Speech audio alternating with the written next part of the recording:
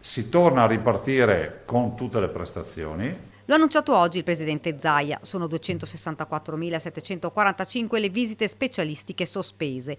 Si tratta delle prestazioni con priorità 30-60 giorni. Ed ora, visto il calo dei dati Covid, il Veneto è pronto a ripartire. È stata già inviata una mail a tutti gli ospedali e sono stati già allertati i direttori generali. I reparti ospedalieri si regoleranno a modo proprio. È una scommessa, dice Zaia, ma stavolta ci siamo. Non solo, un'altra importante novità. Ma di più voglio dirvi che la roba che mi sta ancora più a cuore,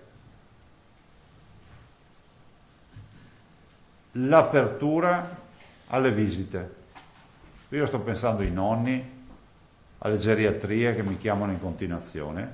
I vaccinati con 3 dosi, con 2 ma guariti dal Covid e coloro che hanno fatto un apposito tampone potranno fare visita al proprio caro nelle varie strutture. Si torna insomma, dice, alla normalità. Poi il presidente è tornato sulla zona bianca, potremo arrivarci tra una decina di giorni. Abbiamo 3 parametri: incidenza, impensabile andare in bianco, in zona bianca con l'incidenza. Area critica, non critica, dobbiamo scendere sotto il 20%, impensabile che nel breve ci si arrivi per primi con l'area non critica. Pensabilissimo che noi si possa passare all'area bianca, in zona bianca, tramite le terapie intensive. È innegabile che i numeri della pandemia siano in discesa, continua il governatore, soprattutto per quanto riguarda le curve ospedaliere.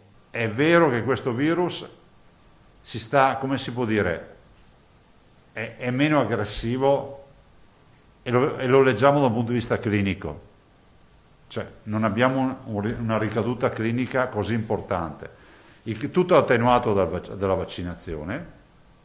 C'è anche da dire che penso che questo processo di endemizzazione del virus è partito. Ma purtroppo stiamo continuando a ricevere notizie di persone intubate che non avevano voluto vaccinarsi. Ai cittadini dico: valutate attentamente l'importanza della vaccinazione. In Veneto l'89% della popolazione si è vaccinata, 32,8% nella fascia 5-11 anni, 450.000 i veneti non ancora vaccinati. Poi ha aggiunto: le norme che stanno per essere applicate di allentamento delle restrizioni Covid, se ci avessero ascoltato, sarebbero state approvate già 2 mesi fa.